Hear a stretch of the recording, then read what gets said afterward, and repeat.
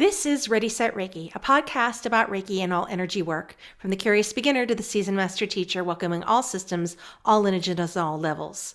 Reiki is a journey and not a destination, and on this Ready Set Reiki journey, I refer to myself as a guide rather than host, as I too am traveling, supporting others, and learning on this Reiki journey as well. And with that said, I am your guide, Tracy C. Wright. Today, joining me is Jemmita God. Now, she is a modern medicine woman, a retreat leader, healer, and ceremonialist specializing in energy healing and spiritual guidance, offering deep transformational work globally from Australia, Bali, Peru, and more. Now, her approach is anchoring the light, emphasizing the connection between mind, body, and spirit, aiming to facilitate deep healing and inner harmony for her clients and empowering others to remember their true divine nature. Her mission is to assist others to become creators of their own reality and transform their own lives. In that way, she has profoundly transformed her own. Her story is a testament to the potential for the personal growth and healing through connection to oneself and the world around. Welcome, Jemmita, to Ready, Set, Reiki. Thank you so much for having me, Tracy. I am delighted to be here with you. It's Wonderful. amazing. Thank you for having me.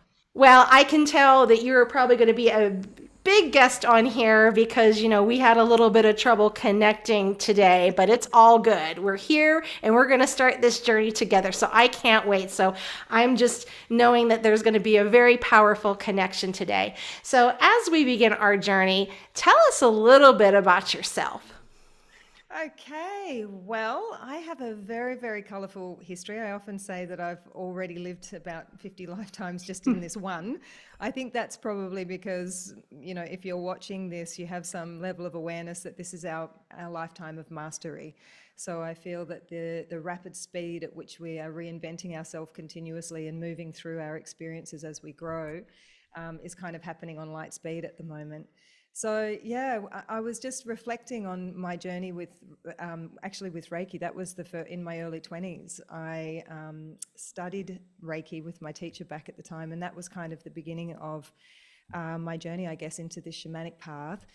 As a kid, I experienced tons of stuff, as I'm sure a lot of children do, but I didn't really have I had very well-meaning parents, but I definitely didn't have an environment around me that could explain to me what was happening or help me to manage what I was experiencing. So I started to teach myself rituals and ceremonies back then. And when I look back now, I'm like, wow, this makes so much sense as to why I have this innate love of ceremony and ritual that is really, sort of punctuates all of the work that I do now.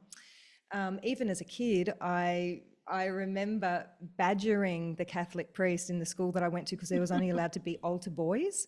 And I knew that ceremony inside out, back to front. And I was like, I want to be an altar girl. It wasn't so much, it was just like I loved the bell ringing and the thing and all of the, all of that ritual that went along with it. And so, yeah, fast forward, I guess, into my 20s and when things really began to open up for me, when I began to meditate a lot, I was doing a method called Transcendental or Vedic meditation twice a day, which is a very beautiful, I'm sure people are aware of it. If you're not, check it out. It's a beautiful meditation for really just emptying yourself out and being in your stillness and coming back to center. But what I didn't realize would happen is that the floodgates would open.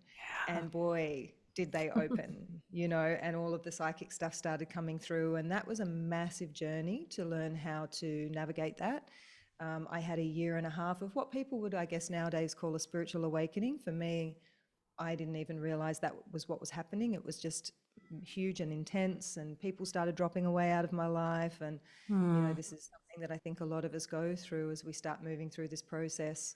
And you start to navigate your way in this new, reality. And I feel that right now, in this time and space that we're in now, it's happening to people much faster, much more spontaneously. And this is where I think, podcasts like yours is so helpful because it helps people to navigate what's happening and to know that they're not alone. So then all the way throughout my 30s, I had a really acute and innate awareness of there being something more, and my work really began on myself in, sort of like my early to mid 20s, continued, and then I ended up, I had a raw food business, And this was really beautiful because this was a way of me bringing medicine through food. So the sort of our tagline, I guess you would say, was living food, loving vibration. Oh, And all nice. of the food was made with crystals. It was all charged with energy and prayer. And that really, I say, was my beginning of my journey with plant medicine, because Wow. food is, we're plants, we're working with plants. And I started working with the Andean superfoods back then, like cacao and maca and or mesquites from Mexico, but lucuma, and these amazing foods that ancient people had worked with for many years that held a vibrational quality as well as being incredible for the body. And actually, the message that I got back then, because I didn't want it to be a business, I had no interest in making this my business, it was my passion. But I had a galactic being appear to me, and this is back in 2007, and tell me that there Yeah. was a time coming where even people that were doing the work on the level of energy, that were awakening, that their physical bodies wouldn't be able to integrate the high level of Mhm. frequencies Yeah. that were to come. And so it wasn't really a choice to do this. It was a yes or yes, because what they wanted me to do was Yes. make this way of being available to the masses, to crystalline the body as much as possible, to allow those frequencies to be more easily assimilated and integrated. And of course, at the time, you're just like, okay, and you kind of go along with it, and it was booming, and then later, in retrospect, you're like, that's what it was all about. So then from there, during that phase, during that time that I was doing that, had that business and was doing that work in 2011, I headed over to South America. And in January 2012, I found myself in Peru. I hadn't planned to go there, but my ex-partner, he really wanted to go. So I went, and as soon as my feet hit the ground in Cusco, I was flooded Mm. like a tsunami of memory Yeah. and emotion, and I know people experience that at places that we go to when you uh, connect to your soul ancestry, your soul lineage beyond the blood and the bones. And that's what happened for me, and it was very fast. And not long after that, after a pretty harrowing experience with some plant medicine there, I had, that's a whole other subject. I don't know if we'll get into that today, but that was a very, very difficult, and it's relevant because there's so much of that going on now, that Yes. people are being blown apart and finding it so hard to come back. And this was 13 years ago for me now, and that was massive. And it was 6 months of really being on the edge of psychosis, and the Right. way that I found my way back was through an elder that I met from the Andes called Don Basilio, Mm. who saw what was going on and in 20 minutes did what nobody else. I'd seen so many people, healers, to try and help me to come back into and no one could help. And then he came along with his mesa, medicine bundle, with a little bell, some mapacho, some agua florida flower water, and in a simple, humble, no frills, lie down ceremony in 20 minutes, he called me back into my body. I landed with a thud, like the journey Mm. was still so clear in my mind today. And from that minute forward, I knew that was my path. I knew that this was, I don't know, it just resonated with me on every level, on every cell, and just the humility, yet the power, just through this communion and connection to these very powerful guardians that these people, particularly the Apus, the mountains, and Pachamama, the earth, and the cosmic guardians as well, from the stars. But it's very grounded. It's a very grounded tradition, and I needed that. Right. So that became the beginning of my path and my journey into the shamanic work that I've done ever since. And it took me 4 years to unravel myself out of my business. I Mm. ended up giving it away. Wow. In January of 2017, I walked away from it. And then from there on, my work that I do now, even though I was doing it the whole time while I was in that business, was kind of, I use the analogy, it was like being on the freeway in a Ferrari and dropping the handbrake, and Hmm. it just, everything just went. And, Yes. from there on, it's just been exponential. So yes, my work is with ancestral medicine, but it's only less and less I serve the medicine these days. It's more about quality than quantity for me. But what I learn from the medicine, what I've learned from that experience, what that opens translates through everything that I do. And really, my mission is just to empower and uplift in the best way that I can and help people remember the truth of who they really are and their innate wisdom, that everything is to self-source, Sure. it's in Sure. here. We don't need to always be looking to the outside. Very good. Yeah. So you've always been someone who's been empathetic, abilities, sensitivities. You've turned these things into a beautiful superpower. So when you talk about your experiences of being this modern medicine woman and energy healing, would you say that this found you, or you found it? How did this come about? Was it just something that you just felt that pulling, or something that you were chasing? It is such a good question, and 100% it found me. There's not even a question about that. I think before that, there was a natural, I wouldn't even, I guess there was a seeking, yes. I think there's so much out there for us to try on for size and to see how it resonates with us. And, I've often, for a long time, I've lived in conscious communities. I say that because, it's just these hubs around the world where there is so much on offer. Oh my goodness, that it's a wonderful place to practice discernment, because not all of it's awesome. There's all the shiny things, but when this came through, what actually happened and how I was initiated onto this path is I had a coca leaf reading with my dearest teacher still now, and he and I now teach together side by side, but amazing Maestro Puma. And back in 2013, he threw the coca leaves, which is what they work with as an oracle. Yes. And he looks in the leaves and he's like, hang on a second, let's check this again. And then he throws it again. He's like, oof. He said, my princess, he said, don't let that blonde hair and blue eyes fool you. He said, these are your apus, meaning the mountains, and you're a medicine woman and you need to come back here as soon as you can and train. So Wow. against all logical reason, I had 40 staff, I had a business that was not an easy business. It looked great from the outside, but try running organic, wildcrafted, it's just, the system is not set up to support that Sure. financially at all.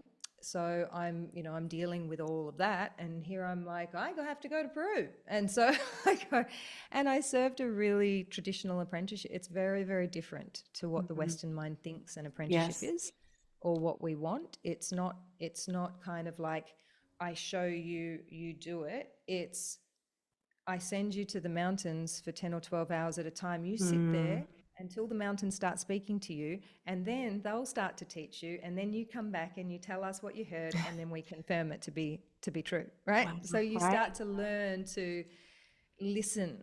How we teach is different now. We kind of make it so that it's accessible for people, but it was tough, Yeah. and there was not many well dones or good job. They don't Mm. work like that. It was more about stripping the ego back, actually. And having this, I always say it's like learning to walk this fine line between confidence and humility. Yeah. There's a real mastery in that. It's kind of being humble, but at the same time knowing when to act and knowing when to step forward. Great. So it definitely chose me. It's a path. It's a Sure. calling, and one that doesn't actually make sense. Like I look at myself. I look in the mirror. I'm like, huh? Like, why can't I put this down? Like, I'm getting into my 14th year of working deeply with this, and there's no part of me that thinks, I mean, I just got married, and even my ring is my mesa, my altar, and has Yes. a band of 12 chicanas around it. I mean, Yeah. it's just, it feels like it's in my blood and my bones. Hard to Yes. explain, but Yeah. And the DNA, right? in the DNA, morphinogenic field, yep. Very good. Very good. So, you told us a little bit about some of the work that you had to do to become this shamanic. So, what are some of the misconceptions about being a shamanic, healing arts, and ancestral medicine? I mean, there's so many things out there, but as you're out there doing the work, what are you finding that people are misunderstanding about it? That's really interesting. That's a great question, actually. One of the things I feel pretty, yeah, I'd say passionate about is busting the myth that because you work in a shamanic tradition and you work with, that kind of lineage or those healing energies, that you have to look a certain way or Yeah. dress a certain way or, there's a whole kind of fashion even that Hmm. comes with what people think it is to be a shamanic practitioner, and it's not. It's got nothing to do with that at all. And one of the things for me that I've had to move through a lot, and I see it as a part of my path and what makes me stronger, is judgment. People come and they see me and they're like, what? Like, you don't look like, you look like a Barbie. We even laugh and call me Shaman Barbie, like it's a joke, and we love it. And it's Yeah. that has a whole story in itself. And so what? We're multidimensional. We're, especially women, we are so multifaceted. We can have all the things. I love having nice nails and I love dirt under them. I Right. like having good hair and I love it best when there's twigs and sticks in it. Yes. It's like it can be everything. So, this thing that you have to be one way or you have to be this, it's like just feel the frequency of who it is you're Hmm. working with rather than get hoodwinked by all of the right jewelry and the right things on all of the things. So that I think there's definitely a misconception there with that. Right, right. That's the same way in yoga as well. There's a traditional look for yoga, and then you try to go into that, and but trying to get that diversity in it. So just embracing the diversity of it. Do you have any kind of like you learned from your teacher and you learned from the mountains and having those experiences, do you know like of other shamans who go to like a shaman school or get other different types of training? Not traditionally. Hmm. Traditionally, that I know of anyway, traditionally you are adopted into a lineage, and that family's lineage will be different to the family that lives in the community down the street. The Sure. essence of it will be the same. Like, for example, we work with the Mesa, which is the medicine bundle. These traditions come from Queiros, which is right up high in the mountain. There's about 7 communities in Queiros. Each one of those families has their own way of working with the Mesa, although it's similar. And then my lineage is from a place called Chinchero, which is like the high mountain pass between Cusco and the Sacred Valley. And the way that they work with the Mesa from this lineage of the 7 rays is different again. So, but I know that everybody, all of the Andean medicine men and medicine women that I know, have all passed through the same process. And the most important process of that is continuous self growth. Mm. It is continuously being willing to go beyond your own personal limitations, because you can't facilitate for anybody else if you're not able to hold that space for yourself. So that has to be number one.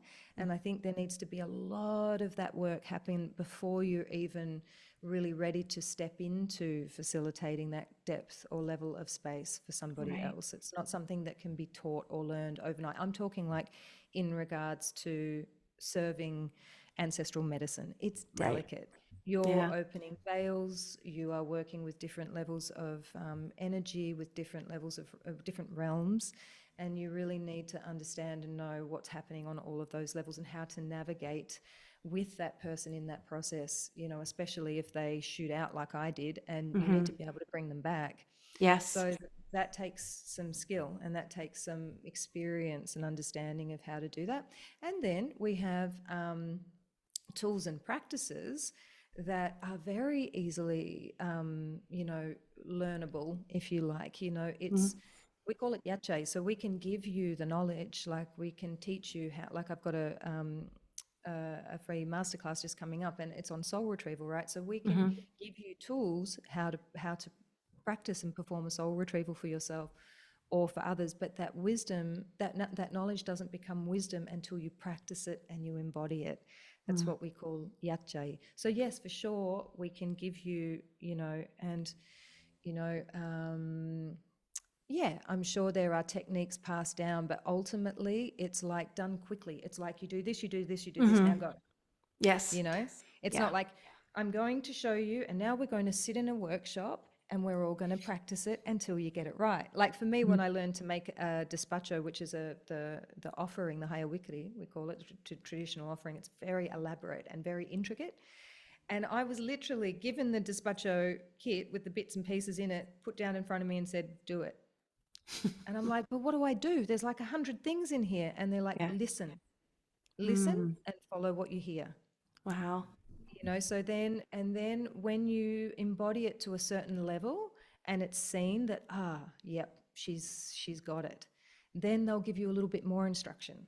Okay, so now that you've got that, now try it with this. That program's for this. This is for that. That one, that's to do more with the north. This one's to do with the south. Okay, so then you go again. You just keep, like this. Mm-hmm.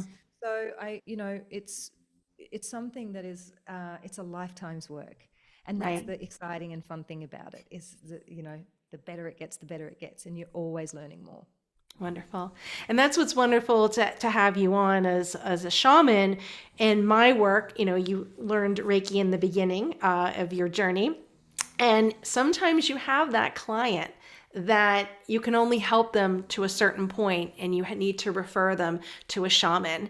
And I had a particular client like that, just what was coming that way. And I just hit that end of the road. Like, I've helped you this much, but I need to refer you to someone who can be a little bit more in that path with you. So that's what's important for our listeners, the same kind of idea that we're continuously working on ourselves, but yet placing our ego aside, what's best for the client. You may have that point where, you know what, I have to refer you to someone else. And so having this beautiful variety of wonderful shaman out there that can help and assist for your clients. So that's why I feel it's important to be a part of the Ready Set Reiki journeys, because you're a helper. You're a helper with the clients, with the people. And someone who's learning Reiki may just feel, what, I feel the calling for that. I've had some students I've trained, and I could see that I think if you went to you're on that route to be a shaman, and they're just so surprised by it, but you could just feel their energy that, like, I think you're in that direction if you choose to. So Yeah, I think, and that's such an important thing that you touch on. It's really, and it's getting yourself out of the way, which is also the key to not burning out.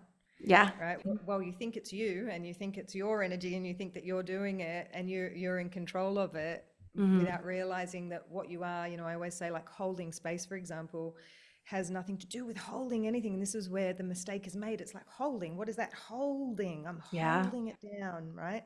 You are the space. When you've done your work, when you've done your training, when you're showing up as being the vessel for that healing, and all the energy is moving and arriving to you. Like, for me, I work a lot with what we call the Suyus, or the four directions, this Yes. cross of energy that's arriving to you. And then the space holds itself from what comes through you, right? The frequency, doesn't it? And it's the frequency that takes care of the work. That's what's doing the healing. You're the conduit, or the vessel, or the crystal for that frequency. You receive the energy, and then you emanate. And for me, it's like such a beautiful understanding, because it helps us in our personal journey to close the gap on the formal ceremonial session that you're in with your client and life. Because when you're in that session, you don't take on heavy energy. It's effortless.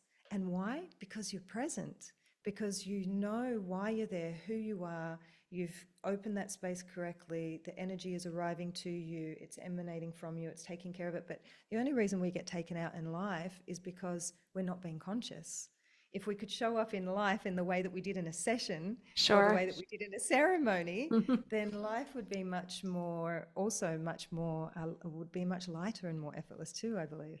Yeah. Right. So Right. that's where I use my work to always be, okay, so if I'm like this over here, then I want to be this over here, and closing the gap. Wonderful. Wonderful. So your mission is to assist others to become creators of their own reality and transform their lives. But has there been a time in your life where you've had a struggle or a challenge that you faced on your own healing journey? Oh my gosh. Yes, many. I put my hand up for mastery big time in this lifetime. That's all I can tell you. If an astrologer looks at my chart, they're like, oh. They're like, that's not so great. And I'm like, yeah, I know. I feel like I'm pretty much done with the big stuff now, to be honest. I had the first 42 years of my life was intense. I've been through two major liquidations or bankruptcies where I lost everything, but I actually gained everything through that process. I mean, huge. One of them was on the front page of the newspaper, and Oh, it was really public. And at the same yeah. time, the person that I was seeing who was in that industry, we broke up. So that was a part of the headline. And my dad was diagnosed with a terminal illness. So that was a part of the Oh headline. my So I goodness. literally went overnight just from, and I bounced, I came Hmm. right back up again and went, but there was still clearly something to learn. Yes. So it's been a massive, massive journey, but wow, it doesn't only build resilience, it builds absolute knowing. It's beyond trust. It's Right. beyond trust. It's knowing that when you are on your path, in your service, in your Dharma, then you are supported in a way that you can't wrap your head in the 3D around. Mm. And for me, because I train a lot of people now to facilitate sacred spaces, and they want to just step straight into it, understandably, right? Right. Most of the people that come through go on to really receive abundantly for themselves. But the key to it is, and I'm super grateful that I had some income coming in when I was first stepping into all of this, because I took the need for anything financial out of it.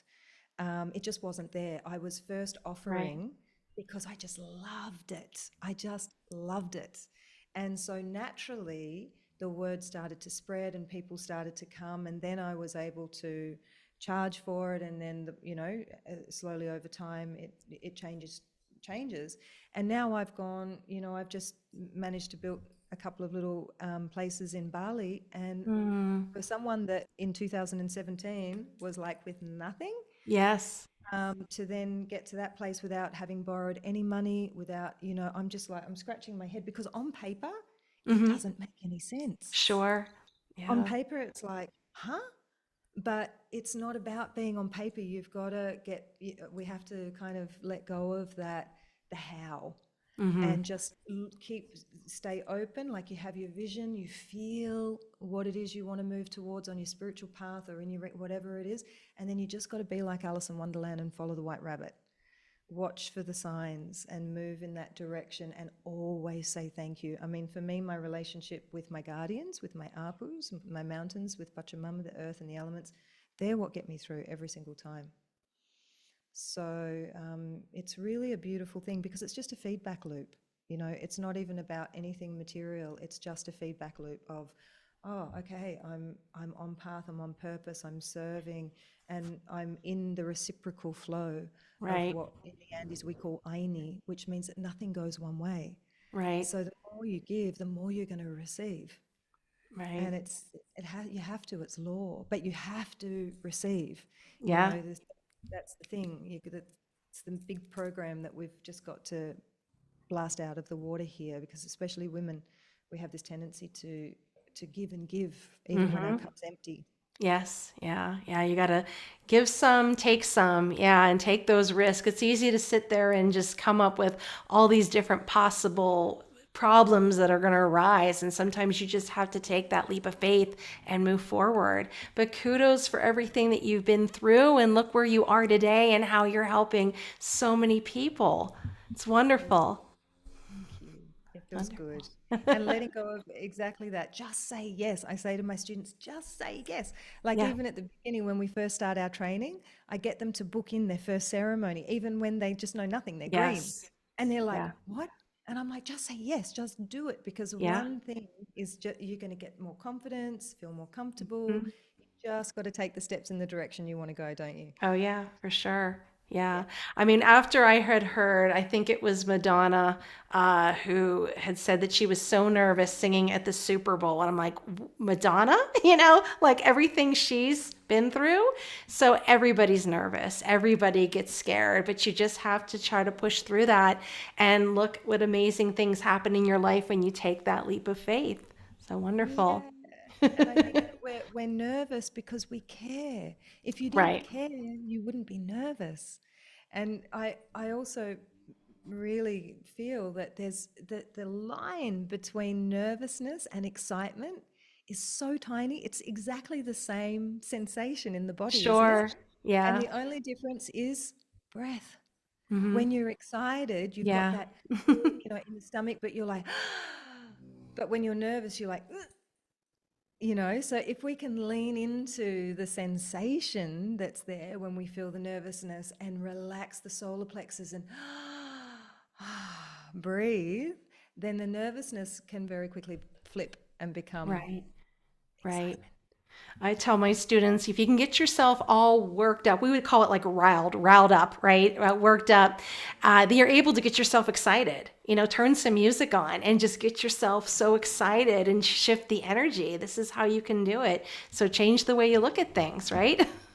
I love that. Absolutely. Yeah. So when it is time for you to get an energetic tune up, what are some qualities that you look for in a shamanic healer?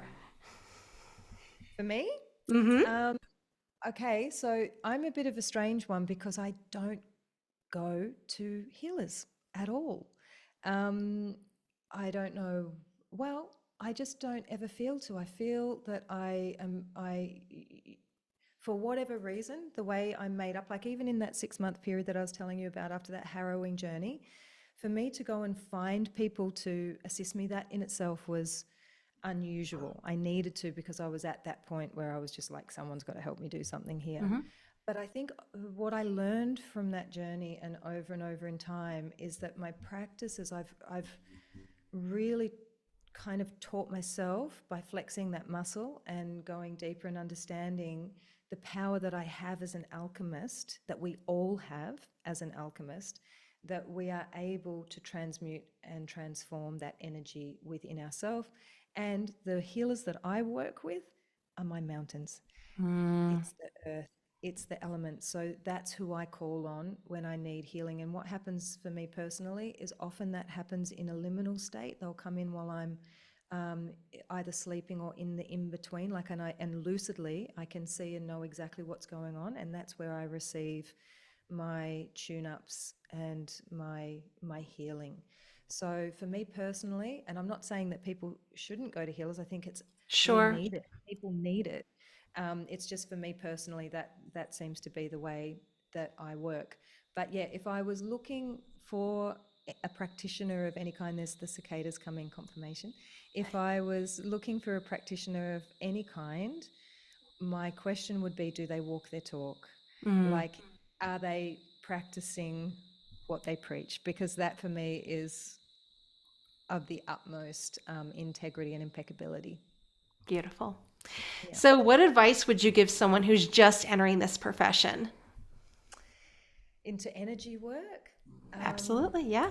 yeah, I would say the biggest advice would be actually what I said before is remembering that we are crystals. That is the power of the truth of who we really are. Even our physical body, when you break it down, is made up of the same stuff as a crystal would be. So when you Mm, think about a crystal, what does a crystal do? It takes the energy in, it doesn't judge the energy, it doesn't say good, bad, right, or wrong. It understands that the energy is neutral. And as soon as the energy touches the surface of that crystal, regardless of whether it's heavy energy or light energy, the crystal by nature, because it knows who it is, transforms that energy into the highest frequencies of light, of love, and then sends that out as a blessing. And when we really remember that we are that and we start to become conscious of what we're taking in with every breath in and what we're giving out with every breath out, then we are setting ourselves up to receive the higher frequency of energies because we're becoming vigilant and aware. And that's through presence. So if you're moving into any profession where you're working in the realms of energy, it's really imperative to understand that as we said before, you're a conduit for this energy and when you know yourself as the crystal and you're conscious of how you're transforming the energy, then you don't even, I think in the old school we used to give the heavy energy to the earth, for her to. yes. We don't need to do that anymore. We transform the energy, right? Rather than giving it to her or to the ocean or whatever to transform, we breathe in the energy from the earth or from the ocean, that high frequency energy, and that alchemizes the heavy energy, the heavy process, or whatever you might have taken on from somebody in a session. And then as we let it go, we send it as blessings, as high frequency energy to be received back. And that sets up a positive flow of what we call sami aini, a positive flow of you give out um, your blessings, and that's what you receive back. So I think that nuance and understanding how energy moves is most important, because then you don't take stuff on. And if you do, you know how to clear it like that. Beautiful, beautiful. I love that's a really great description to tell people. That's what we learn in Reiki too. You send it to the earth, you send it to your higher self. So, yeah, another wonderful technique. I love it. I love it. So, what books do you recommend? Ooh, that's a good question. Um, okay, one of my favorite books is called Brotherhood of the Magi. And the author's name is just leaving my, but if you look at Brotherhood of the Magi, you'll find it.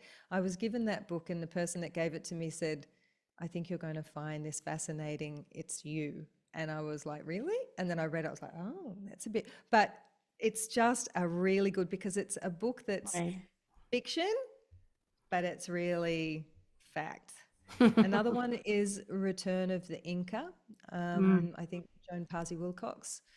And another one that was written by one of my maestros called Don Sebastian is the Andean Codex. Just amazing how, yeah, I mean, some of the things that I've experienced and seen would really make your toes curl. I mean, we know of these things happening in the etheric realms, and we know that sure. they're true. But when Hmm. you actually see it in front of you, you're just like, even me, who's been working in these realms for years, I'm like, oh, what's going on?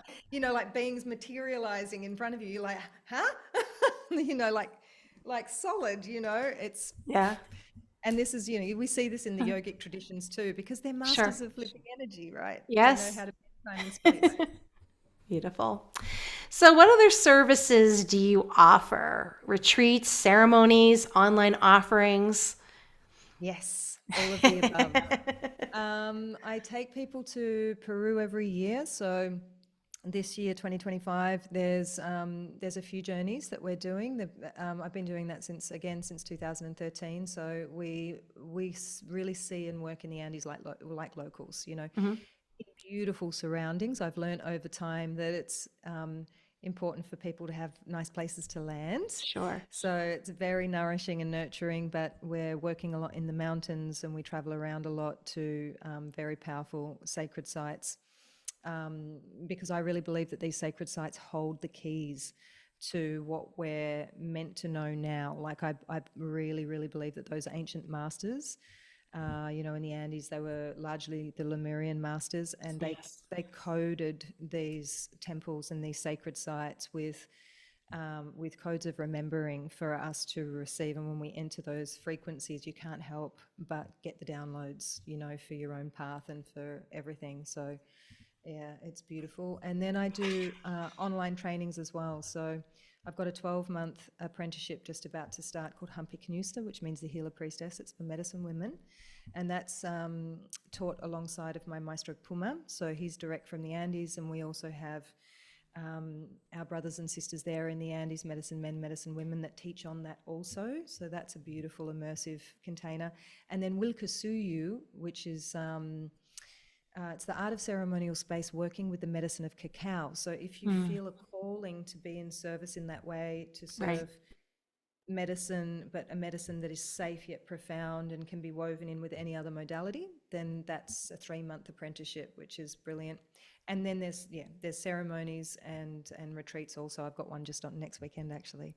So you can check it out Wonderful. on my website. It tells you where is happening and what's happening. Yeah. Wonderful. And you have a really wonderful website. I encourage listeners to check it out. You have a little shop, you have free tools like the art of the altar and setting sacred space. And you have like this library as well on there of information. So check that out. So where can we find you online, in person, if they're interested in connecting with you? Yeah, I'd say that Instagram is probably the best way. It's anchoring the light. on Instagram, same as my website. And I'd love to offer your listeners actually, there's a beautiful course that I have called Be the Crystal, and Mm. it's phenomenal for this talking about everything we've been talking about. It's very deep. It goes right into all of the shamanic perspectives and understandings of working with energy and building resilience. So I would love to offer that to your listeners if they send, let's say the code can be resilience. Mm. We'll say resilience. And if they send that to the Instagram DM, then we will send them the link for Be the Crystal. Beautiful.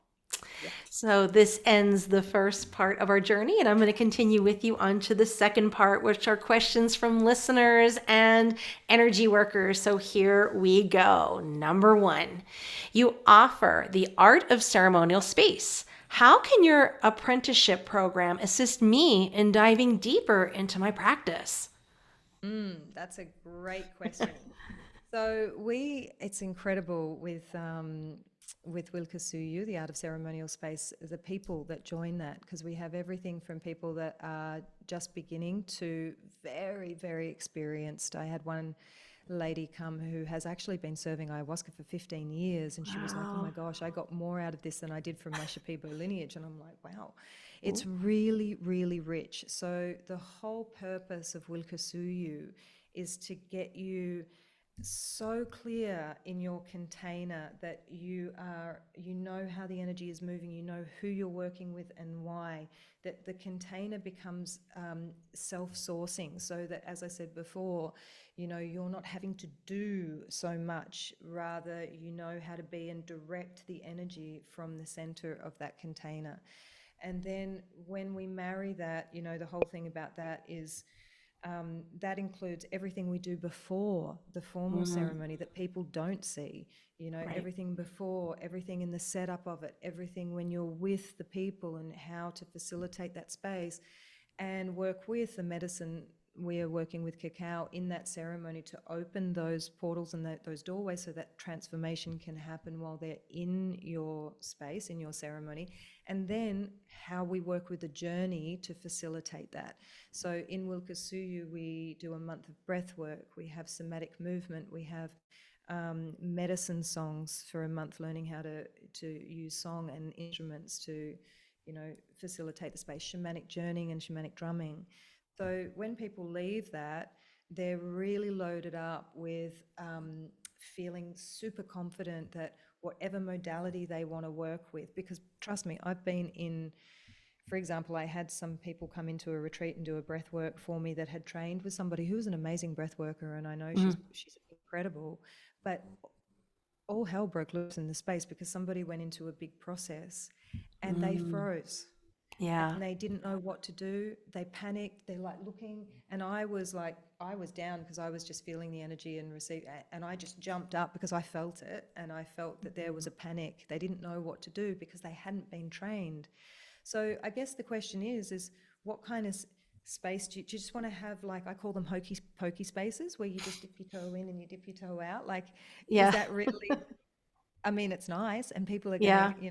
like, get a fluffy little experience. But do you want to facilitate something that's like, yeah, bring it, whatever it is, we're gonna move Hmm. it, Right. and that takes some skills. So yeah, I hope that answers the question. It'll Yeah. help, and in your Sure. personal practice too, because it's like it's a dieta with the medicine as well. So we're working, when you're in that container for 3 months, we've got 22 calls in 3 months. Yeah. And so you're like being accountable, you're showing up, you're there. And the feedback that we get from people's also their personal growth is just phenomenal, as well as what it gives them for their Right. facilitation. Right. I like that it's the 3 months and then the 12 months. It just, in my observation, ever since COVID happened, it brought forth opportunities of learning through YouTube, other different schools where you can say, "Oh, I'm going to get this program for $9.99 and I'll have myself a little certification." And then it began, popping up really in the last 2 years. People doing, they spent a weekend learning the sound bowls, or they took a couple hours and now they're doing the cacao ceremonies. And so I really love that now things are starting to shift, that we're seeing that we have these people that really just only did a few hours of training. And now we're stepping back and saying, okay, the apprenticeships are very important. You need to go a little bit deeper with this. So I'm glad, that you're here to offer that, opportunity for people to go a little bit deeper, because they do get caught up in, oh, but I can do this for $10. I've had people say, well, why should I do your training for X amount of dollars when I can take it over here for $20? And it's just the quality. And I don't think they get it when they get in, where, I had my experience with the student where, okay, there's just a certain point where you need to refer it. I mean, when you're starting to deal with demonic energy, things like that, that's out there beyond your area of expertise, when people are doing black magic or glam magic and they're not understanding that you can bring harm into your home and your family, and it's not something to mess with, that to take this time to learn this, get the skill and do what you did, go to the mountains, listen, take the advice, learn and grow and work on yourself. So I like seeing that the apprenticeships are coming forward to help. I cannot agree more. Like, I've got goosebumps as you're sharing that. And it's about the embodiment. This is the thing. And embodiment doesn't happen over a weekend. No. It's a Yeah. process that takes a lifetime. And for me, why I won't compromise on this, like, by offering these little things, is because how I had to learn, as I shared with you. Now, I know that most people don't have, or for whatever reason won't have the opportunity, may not have the opportunity to do it in the way that I did. And honestly, it's not that easy to do it like that anymore, because things have changed so much. Sure. So what I'm interested in doing is kind of curating a space where you get that same feeling, that same experience. And this is what's so amazing about the online, is because if I was to try and condense that 3 months into a 2-week in person, yeah, you're going to get the stuff, but you've got no time to put it into practice in your life and embody it. When you've got to show up for on 1 week, and you're going right into something, and then for the next week you observe how you work with that during the week, how you're working with that thing and moving that energy. And then, you've still got a long way to go. Remembering that, even when Maestro Puma was a kid, they still back then were spending a minimum of solar return to solar return. So that's like a 3-month equinox to solstice minimum on one mountain, or on one, usually it was a year on just one mountain. And we work with it. We start with a minimum of 4, and eventually you work up to 16, right? But you've got 4. That's 1 year they used to do, and 1 year per element, 1 year per direction. And now we're like, and normal too, because we're in the quickening, and such a mama's like, wake up, wake up, wake up. So everything's happening fast, but we want to hurry slowly. Yes. It sure is. Everybody wants to move at this lightning fast pace, and they really have to take the time for this. This is serious, deep work here. So number 2, tell me about your approach to anchoring the light.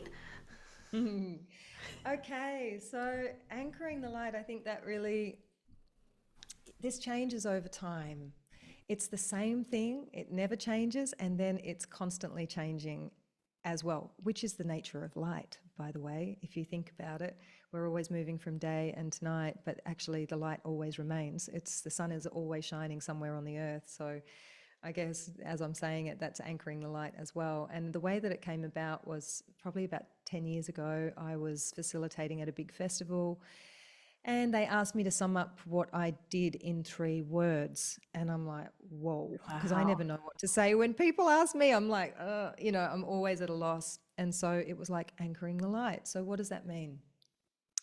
It's really, as I've put there on my website, to remember the truth of who we really are, that we are seeds of love that have come here to be conduits for the earth.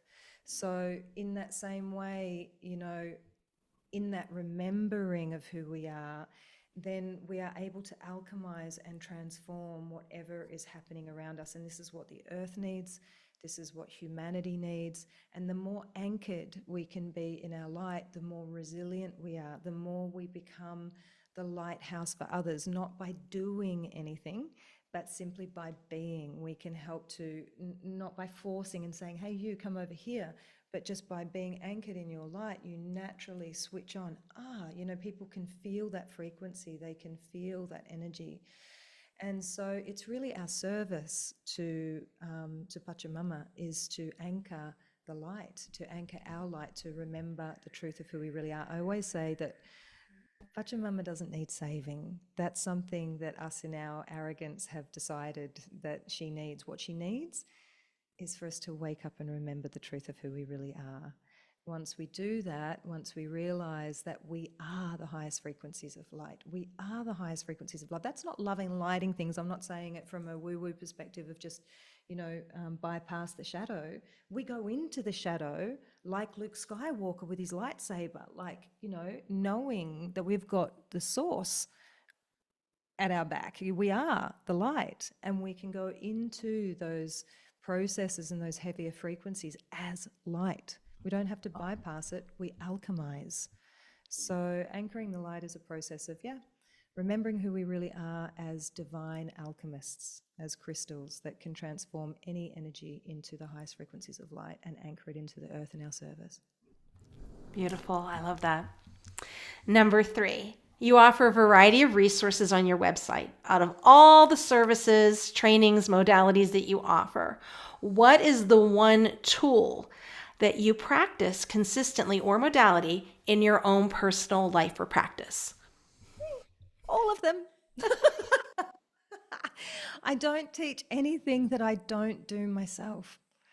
And this is one of the reasons that I laugh about this. I have recorded content especially on my Wilka Suyu training. And the reason that I have recorded content, because if I didn't, then you would not understand what I was talking about, because I'm sure you're like this too, Tracy, I'm always up leveling and moving, and there's new things and there's new information coming. Right. And you can forget that you've got there because you've been doing this for years and you've done the work, and it's, but if you try and share that with people that are just starting, they're like, what? So having everything that I'm sharing is stuff I've embodied. Once I've embodied it, then I share it. And if I haven't embodied it yet, then I practice more and I practice more until I'm like, oh yeah, this is how it goes. So with the Wilka Suyu training, for example, that's not something I was taught. That was something that I've embodied through my years of work as a ceremonialist. And now I am sharing it with people in a way that, in as 3D way as I can, gives you a template that kind of makes sense, that you can then put it into practice. But everything that I share is what I do. Beautiful. I love it. I love it. So that was our last question. And as we've been talking, is there something that you may have forgotten or something you'd like to share? The floor is yours. Oh, thank you so much. No, I feel complete. I feel like we've covered a lot. There's always more. Mm-hmm. That's the thing. There is always more. And I'm just very, very grateful to have the opportunity to be here. Actually, there is one little thing, because before we got on the call today, we had some trickster energies at play that were really trying their darndest for this conversation not to happen. And Tracy and I were both on our other sides of the world, having not met each other yet, and we're both tuning in, like, because there's a discernment, isn't there? It's like there's a push that comes from the ego of this has to happen, and then there's a like, hang on a second, is this some this obstacle is something that is there that we need to move through, right? Yes. And so I was sharing with Tracy that we're doing all the logistical things, and then I was like, I heard my mountains come in and say, hey, remember us? Oh my God. And I put everything down. I get my mesa up, And I'm like, okay, whatever this interference is, I need you to go in, I need you to clear it, I need you to talk to the mountains that are in Tracy's area, fix this technological issue. We even have stones in our mesa for technology. Yes. And so as soon as I remembered to work on the level of energy, we got online. So Yes. remember that even if you can't see it, doesn't mean it's not happening. You connect your phone to your Bluetooth speaker and the sound comes out. Right. So, and I think for our healing to be effective, and sorry, I just have to say this because I think it's really important. As a healer, all you can ever do is offer your best with all your heart, in your integrity and your impeccability, but it is not up to you whether the person receives that healing or not. That is entirely free will, and that is up to them. So we can't be attached to when we've, given and bless someone with our healing, they come to us for a session. And if it doesn't work, then that's not up to you to make it work. That's right. the person to receive it. We can only ever offer it with Yeah. our highest integrity. Yeah. So I think that's a really important one to know. But to remember that for our healing to be effective, whether the person realizes it or not, because yes, they're receiving it, you've got to go beyond trusting it. You got to know that it's happening without any doubt. Right. And what happened to us just before this was really skill in action, because you had no idea what the landscape here. I'm in El Paso, Texas, which has the mountains, right? And there's one particular mountain that has a star on it. So if you Google El Paso, you'll see that. And I had a student who now has become a really good friend, and she's from Germany. And she said she would just drive and she'd see the mountains here, and she'd ask every day, what story do you want to tell me? What's the story? And as you were talking and you had said, I went to the mountains, right? I would think of that story. What's the story you want to tell me today? So that's just showing you how connected we were in that moment of trying to get past whatever that was preventing us from connecting today. I mean, we had to redo things and reset things, but it was a reset, right? Starting over so that we could connect. Yes, I've got the truth bumps. I love it. How cute, truth bumps. All right, well, thank you, Gemma, for joining me on this journey. I really appreciated taking time out of your really busy schedule. You have a lot going on. You have your big apprenticeship coming up, and looking at your calendar online, you have an amazing website with so much resource. So thank you for putting all that together and being a source of support and encouragement and love and light to the world. So thank you so much. Thank you so much for having me, Tracy. Wonderful. Blessings. Thank you. You too. Well, thank you, my wonderful listeners. If you'd like your question featured on Ready Set Reiki, reach out, www.readysetreiki.com. I'm Tracy Seawright, and this has been Ready Set Reiki.